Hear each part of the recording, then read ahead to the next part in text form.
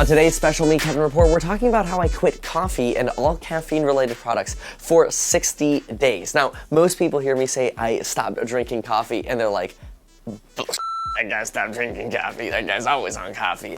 But I actually did. From June 1st to the beginning of August, stopped drinking coffee solely to find out, would some of my stress and anxiety go away if I stopped drinking coffee? Mostly because when you Google the side effects of constantly drinking coffee or potentially even being addicted to coffee, energy drinks, caffeine, you name it, some of the side effects that come up are irritability, stress, and anxiety. However, I'm a little bit skeptical about those side effects. So I decided, you know what, as somebody who's dealt with stress and anxiety, at least that's what the doctors say I've had to deal with, I thought, well, if I quit coffee for 60 days and all the caffeine-related things, I would find out, would caffeine prevent me from continuing to make money and be as productive as I was when I was on caffeine? See, when I was 20 years old and I was going to UCLA studying political science and business economics, I drank a lot of coffee because at the same time I was going to college, guess what I was doing? I was doing real estate sales.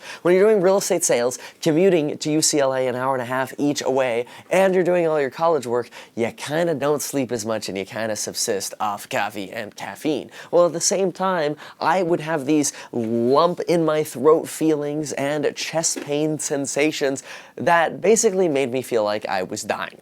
So I went to the doctor, and the doctors kind of do what they usually do. That sucks. Here, go to this specialist. So I went to the throat x-ray doctor who gave me a smoothie concoction. They're like, nope, you don't have anything but stress and anxiety. Then I'm like, that sounds like a bunch of BS because you don't get chest pain and throat lumps from stress and anxiety. So I went to a different throat doctor who shoved a mirror down my throat and said, nope, you, sir, have stress and anxiety. Then I'm like, that's not true. I can't have stress and anxiety. Go back to the doctor. They send me to a cardiologist. I run on a treadmill with a little picture of a forest in front of me doing a stress test. And what do they say?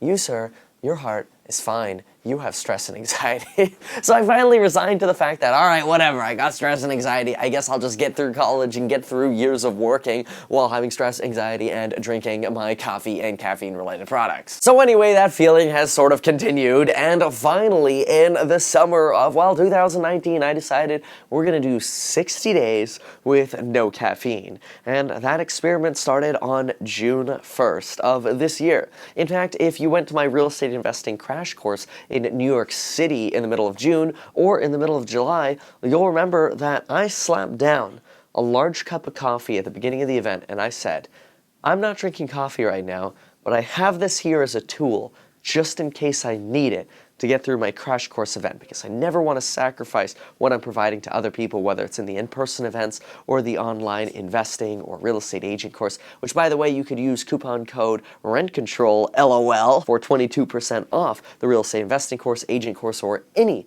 of the in-person events. So anyway, I started the experiment on June 1st, and, well, what did I do?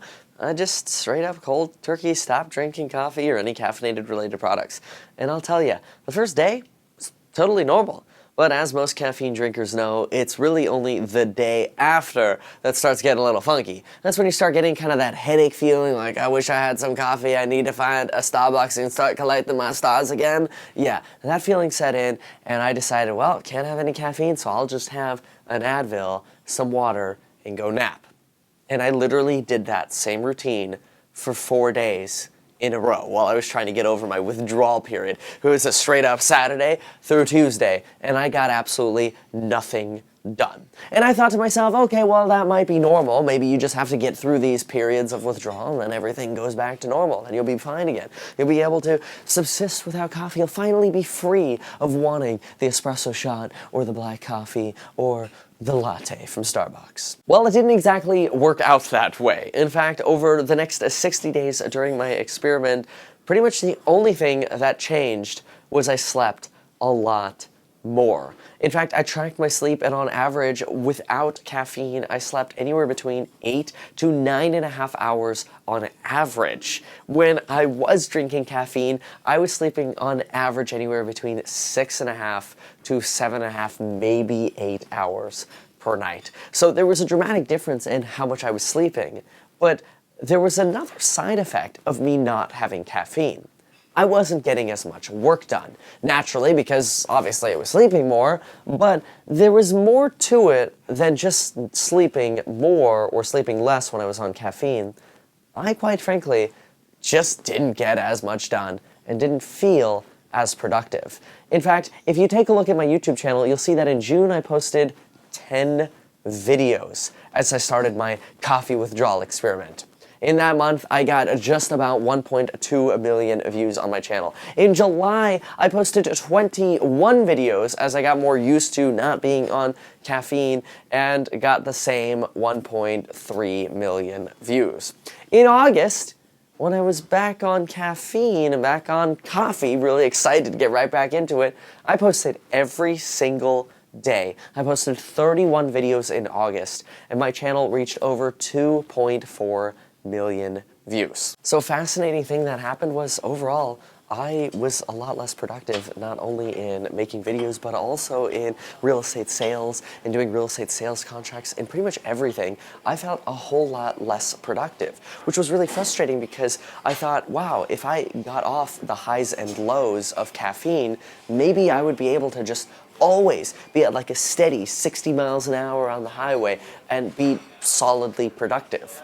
But it just wasn't the case.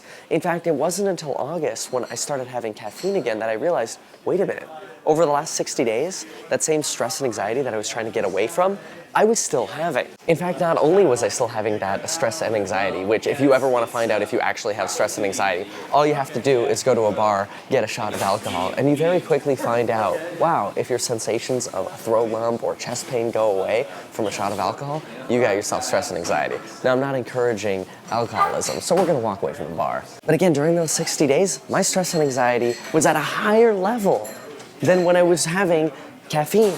And that's when I realized what my true problem was.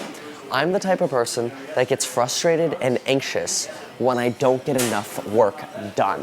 When I don't get enough work done, I feel frustrated and I feel like, I didn't get my projects done today, I'm falling behind, I'm failing. And maybe that's a cultural problem, but the bottom line was, without caffeine, I wasn't getting as much work done. And that's where we get to my conclusion. My conclusion is this. Much like with alcohol, where when you take a shot of alcohol, you're kind of borrowing from your future happiness and giving it to yourself right now. At least for most people, you become a happier person in the moment.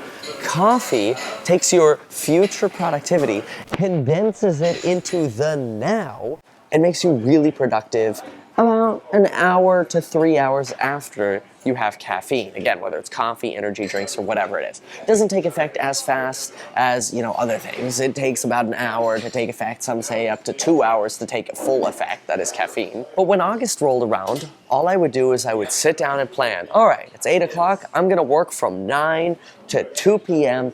as hardcore as I can.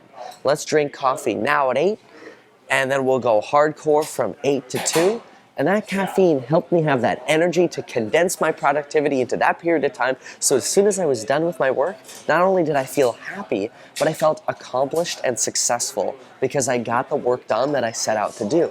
And coffee helped me do that. During that 60-day period where I didn't have coffee or caffeine, I'd feel like I never had that sort of that startup energy that it took to actually sit down and get my work done. That might be a problem with being self-employed. I don't know if people that, go to a 9-to-5 job feel the same way. But to me, I feel like if I had a 9-to-5 job, I would be that kind of person that would say, you know what? At 8 o'clock, give me a cup of coffee so that right when 9 hits, I can show up, be ready to go, put in my productivity. As soon as the day's done, I'm happy and I'm ready to relax again. So bottom line out of all of that, I really think my 60-day quitting caffeine and coffee experiment really taught me that caffeine wasn't what caused my stress and anxiety.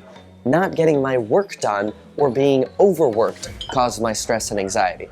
As a result, we're gonna go ahead and make myself a regular, who would pick decaf, espresso right now, so that I can go ahead and get started and edit this video and get it uploaded before I board my flight.